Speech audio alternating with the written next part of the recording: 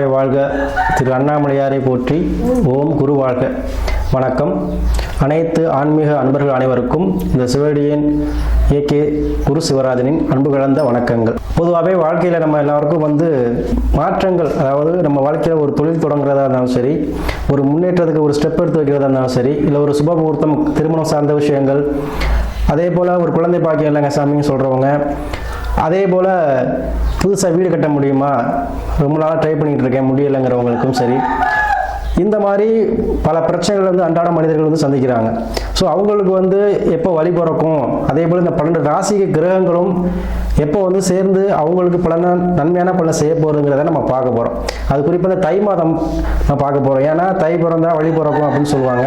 So தை மாதத்தில் எந்தெந்த ராசிக்கு எந்தெந்த சுப காரியங்கள் செய்யலாம், எந்த தடைப்பட்ட விஷயங்கள் நம்ம வாழ்க்கையில் ஒரு ஒற்றுமை இல்லை, உறநிலை ஒரு வீட்டிலே குடும்பத்தில் பிரச்சனை, பண கஷ்டம், ஒரு வேலை கிடைக்குமா, நிரந்தரமான வேலை, அல்லது ஒரு பதவி உயர்வு, இந்த மாதிரி விஷயங்கள் நம்ம கிடைக்குமான்னு ஏங்கிக்கிட்டு இருப்போம். ஸோ அந்த மாதிரி நினைக்கிறவங்களுக்கு எல்லாருக்குமே நம்ம தை மாதம் பார்த்தீங்கன்னா ஒரு சுபமான நிகழ்ச்சி, சுபமான ஒரு அனுகூலமான ஒரு மாதமாக இருக்க போகுது 12 ராசிக்குமே சரி. ஸோ அந்த வகையில் நம்ம இன்னைக்கு தை மாதத்துக்குரிய பலன்கள் பார்க்குறோம். ஏன்னா இந்த தை மாதங்கிறது தமிழர் திருநாள், உழவர் திருநாளாக கொண்டாடுறோம்.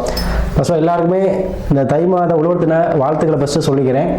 அதே போல் இந்த தை மாதத்தில் முக்கியமாக நம்ம கண்டிப்பாக ஒவ்வொரு வீட்லேயும் எதிர்பார்க்கக்கூடிய மாதம் தை மாதம்.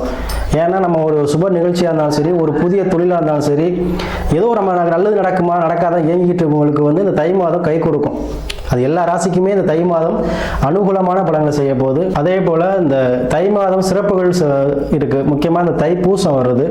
அதாவது பார்த்திங்கன்னா பௌர்ணமி அன்னைக்கு தான் இந்த தைப்பூசம் வருது. தை மாதம் 18ஆம் தேதி ஞாயிற்றுக்கிழமை வருது. ஸோ அனைத்து ராசினருமே சரி இந்த தைப்பூசத்துக்கு ஒரு தடவையாச்சும் இந்த முருகப்பெருமான், சிலவங்க பழனிக்கு தான் போகணும், திருப்பரங்குன்றம் போகணும், திருச்செந்தூர் போகணும் அப்படின்னு நினைப்பீங்க. அதெல்லாம் இல்லை. உங்களுக்கு அருகில் இருக்க எந்த ஒரு முருகன் கோயிலாக இருந்தாலும் சரி போயிட்டு நீங்கள் வழிபாடு செய்வது நல்லது. ஏன்னா தைப்பூசத்துக்கு அவருடைய அருள் பரிபூர்ணமாக கிடைக்கும்.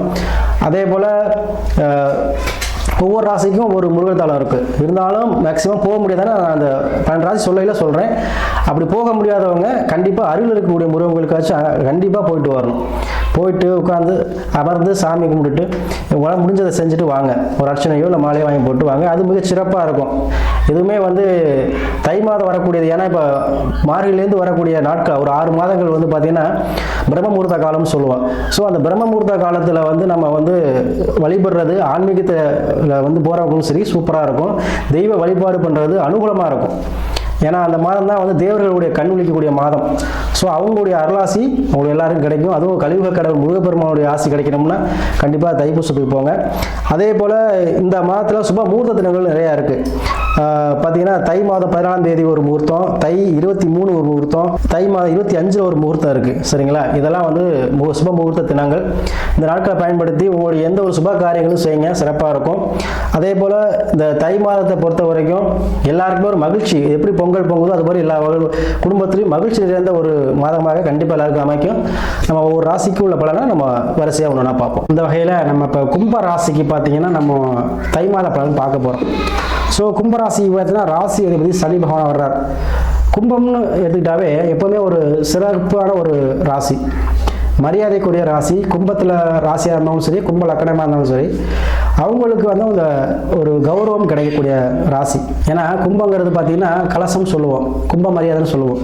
ஸோ இந்த கும்ப மரியாதை பெறக்கூடிய ராசியாக இருக்கிறனால இதில் இந்த ராசியில் பிறந்தவங்க, இந்த நக்கணத்தில் பிறந்தவங்களுக்கு எப்போவுமே அவங்க ஒரு எல்லாத்துலேயுமே ஒரு மரியாதை கௌரவத்தோடு வாழக்கூடியவங்க.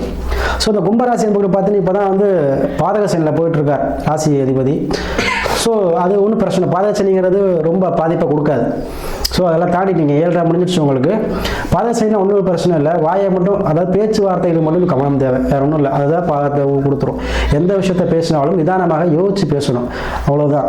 மற்றபடி உங்களுக்கு வருமானத்தை கொடுத்துருவார், வாழ்க்கையில் சந்தோஷத்தை கொடுத்துருவார். எந்த விஷயத்தை நீங்கள் செய்ய நினச்சாலும் அந்த விஷயத்தை செஞ்சு வெற்றியை காண்பீங்க. குடும்பத்தில் இருந்த பிரச்சனைகளை தீர்க்கக்கூடிய மாதமாக இருக்கும். குடும்பத்தில் வருமானம் வரக்கூடிய மாதமாக இந்த மாதம் இருக்கும். அதில் ராகு பகவான் இருக்கார். ஸோ உங்களுக்கு இந்த வெளிநாடு சேர்க்க, வெளிநாடு போக நினைக்கிறவங்க, வெளிநாட்டுக்கு செல்லக்கூடியவங்க இவங்களுக்கெல்லாம் அந்த வாய்ப்புகள் இந்த மாதம் அதிகமாக கிடைக்க போகுது. அதே போல் பிஸ்னஸ் பண்ணக்கூடியவங்களுக்கு, அதே போல் இன்னொரு தொழில் தொடங்கலாமா, இல்லை கம்ப்யூட்டர் ஐடி ஃபீல்டில் இருக்கவங்களுக்கு சம்பளம் வந்து பதவி கிடைக்குமா அப்படிங்கிறவங்களாம் கண்டிப்பாக கிடைக்குங்க. ஏன்னா பொதுவாகவே இவ்வளோ நாள் வந்து கஷ்டப்பட்டீங்க, இனி வரும் காலம் உங்களுக்கு வந்து சுபமான காலம் அமைய போகுது. சரி, ஏன்னா 7வது சனியில் எல்லா விஷயத்தையும் உணர்த்திருப்பார் சனி பகவான்.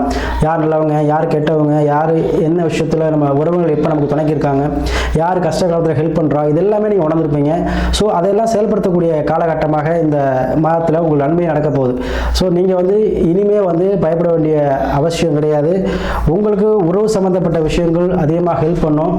அதே போல் நீங்கள் வந்து பார்த்தீங்கன்னா ஆன்மீக பயணம், ஆன்மீக சுற்றுலா இதெல்லாம் செல்லக்கூடிய மாதமாக இந்த மாதம் அமையுதுங்க. அதே போல் உங்கள் ராசிக்கு பல சூரியன், சுக்கிரன், செவ்வாய் இருக்கிறதுனால இடம் சம்மந்தப்பட்ட விஷயத்தெல்லாம் நீங்கள் வந்து காசு போடுற மாதிரி இருக்கும். சொந்தமாக இடம் வாங்கக்கூடிய அமைப்புகள் இருக்குது. அதே போல் பெண்கள் விஷயத்தில் உங்களுக்கு ஆதாயம் கிடைக்குது. ஒரு வெளிநாட்டு பயணம் செல்லக்கூடிய ராசி. ஸோ அதாவது ஏரோப்ளேனில் பறக்கிறது, அதாவது காற்று ராசி. கும்பராசியில் வந்து நிறைய பேர் ஒரு தடவையாச்சும் வந்து பார்த்தீங்கன்னா விமான போக்குவரத்தில் செல்லக்கூடியவங்க. ஸோ வெளிநாட்டு பயணம் வந்து உங்களுக்கு இந்த மாதத்தில் வந்து கிடைக்கக்கூடிய வாய்ப்புகள் அதிகமாக இருக்குது. அதே போல் உங்கள் ராசிக்கு 7வது சூரியன். ஸோ யாராச்சும் அரசு வேலை எதிர்பார்த்துட்டு இருந்தீங்க இவ்வளோ காலம் வந்து, ஏன்னா 7 லட்சம் நிறைய பேருக்கு வந்து இந்த தடை தாமதத்தை கொடுத்துருக்கோம். ஆனால் இந்த மாதத்துலேருந்து அரசு வேலை சம்மந்தப்பட்ட விஷயங்கள், அரசு சம்மந்தப்பட்ட ஒரு லோனாக இருந்தாலும் சரி, அரசு சம்மந்தப்பட்ட வீடாக இருந்தாலும் சரி, அரசு சலுகைகள் எதிர்பார்க்கக்கூடியவங்களுக்கு இந்த மாதம் கிடைக்கும். ஏதோ ஒரு வகையில் யார் மூலமாக உதவிகள் கிடைக்கும் உனக்கு. அது மூலமாக அரசு சம்மந்தப்பட்ட விஷயங்கள் சாதகமாக கிடைக்கும். கணவன் மனைவி பிரச்சனை வந்து பிரிஞ்சவங்க ஒன்று சேருவீங்க. கணவன் மனைவிக்குள்ள அந்நியன்கள் ஒன்று சேரும். அதே போல் எதிர்பார்த்த அளவுக்கு பண வரவு நிறையா இருக்கும். ஏன்னா ராசி எல்லாம் இருக்காரு, சனி பகவான் எல்லாம் இருக்கு, வருமானத்தை கொடுத்துருவார். அப்போ என்ன வேலை இருந்துகிட்டே இருக்கும். வேலை வாய்ப்பில் இருந்த பிரச்சனை நீங்கும், வேலை வாய்ப்பில் இருந்த ப்ரெஷர் நீங்கும். வேலை வாய்ப்பில் இருந்தக்கூடிய உங்களுக்கு உயர் அதிகாரிகளிருந்து இந்த அதிகமான ப்ரெஷர் வந்து இப்போ குறையுங்க. ஓரளவு நீங்கள் வந்து எல்லாத்தையுமே வந்து செஞ்சு முடிப்பீங்க, உங்கள் சுறுசுறுப்பாக இயங்குவீங்க. ஸோ இந்த மாதம் வந்து வருமானத்தை தரக்கூடிய மாதமாக உங்களுக்கு இருக்கும். வெளில சனிங்கிறது பார்த்தீங்கன்னா உங்களுக்கு வருமானத்தை கொடுத்துருவார். ஸோ வருமானம் வந்து உங்களுக்கு கை தாராளமாக கிடக்கும். தை மாதம் வந்து உங்களுக்கு பார்த்தீங்கன்னா பண வருமானம் மகிழ்ச்சியை கொடுக்கும். அதுமாதிரி குழந்தை பாக்கியம் இல்லாதவங்களுக்கு கண்டிப்பாக குழந்தை பாக்கியம் கிடைக்கக்கூடிய மாதமாக இந்த மாதம் இருக்கும். ஏன்னா 5வது புதன் இருக்கிறதுனால உங்களுக்கு வந்து குழந்தைக்காக மருத்துவமனை சென்று அதன் மூலமாக குழந்தை பெறக்கூடிய மாதமாக இந்த மாதம் இருக்கும். அல்லது குழந்தை கன்ஃபார்ம் கூடிய மாதமாக இருக்கும். கண்டிப்பாக இந்த மாதத்தில் திருமணம் சார்ந்த விஷயத்தில் பிரச்சனை உள்ளவங்களுக்கு திருமணம் கண்டிப்பாக நடந்துடும். சரிங்களா? ஏன்னா ராகு கேது உங்களுக்கு வந்து பார்த்தீங்கன்னா 7 கேது ராசிலே ராகுனால கண்டிப்பாக போகக்காரர் திருமணம் சார்ந்த விஷயத்தில் போகம் அதிகம் கொடுக்கக்கூடிய ராகு. ஸோ திருமணம் சார்ந்த விஷயத்தில் யாருக்கு தடதாமல் இருந்தால் கூட இந்த மாதம் விறுவிறுன்னு கல்யாணம் சீக்கிரமே முடியக்கூடிய அமைப்பை தருதுங்க. ஸோ அதே போல் யாருக்கெல்லாம் திருமணம் கனவுல பிரச்சனை பிரிஞ்சிருக்கீங்களோ அவங்களாம் வந்து கண்டிப்பாக வந்து சேருவீங்க. அதே போல் அந்த தைப்பூசம் அந்த மாதம் வருது. தைப்பூசத்தன்னைக்கு கண்டிப்பாக முருக வழிபாடு செய்து சிறந்தது. சரிங்களா? உங்களுக்கு பார்த்தீங்கன்னா பழனி போயிட்டு வாங்க, கண்டிப்பாக உங்களுக்கு வந்து மிகச்சிறந்த ஒரு பலனை கொடுக்கும். அதே போல் ஒவ்வொருத்தருக்கும் ஒரு ஜாதகம் இருக்குது. ஸோ உங்களுடைய தசாபத்தியை பார்த்து அதுக்கேற்றபடி சிறப்பாக நம்ம நல்ல நேரம் என்ன நேரம் போயிட்டுருக்கு, என்ன கரம் தசான்றது புத்தி எடுத்து பார்த்துக்கிட்டு நீங்கள் முடிவெடுக்க கண்டிப்பாக இருக்கும்.